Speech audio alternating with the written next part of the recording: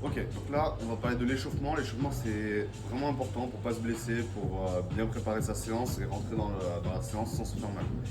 À chaque fois, il y a trois types d'échauffement que je préconise. Il y a échauffement systémique, donc on va faire monter le cœur, faire battre le cœur et les poumons pour envoyer du sang dans tout le corps. Le but, c'est de réchauffer tout le corps de façon systémique.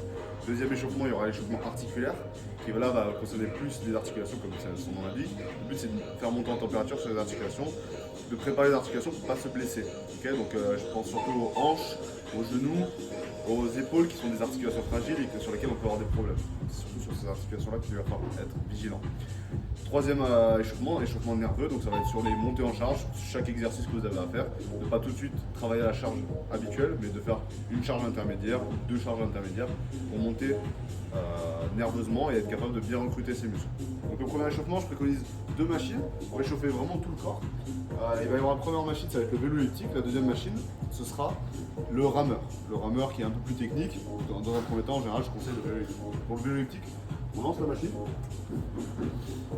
Hop, avant on la lance. Et me dis pas qu'elle marche pas. Et non. Ah, et elle se lance. On appuie sur départ.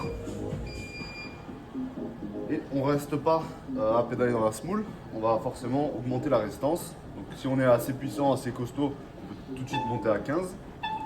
Si on est un peu plus léger et qu'on a un petit peu moins de force au début, dans les premiers temps, on peut être à 7, 8, 6, c'est pas dérangeant. Et le but c'est petit à petit, au fur et à mesure de l'accompagnement, de monter de plus en plus, même pour l'échauffement, à des résistances plus élevées. La machine elle va jusqu'à 25.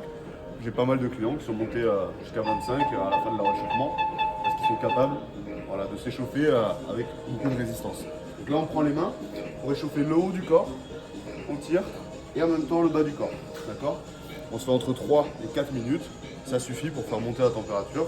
Si on va aller jusqu'à 5-6 minutes, c'est très bien aussi. Voilà, minimum 3 minutes et ensuite on passe à l'échauffement articulaire.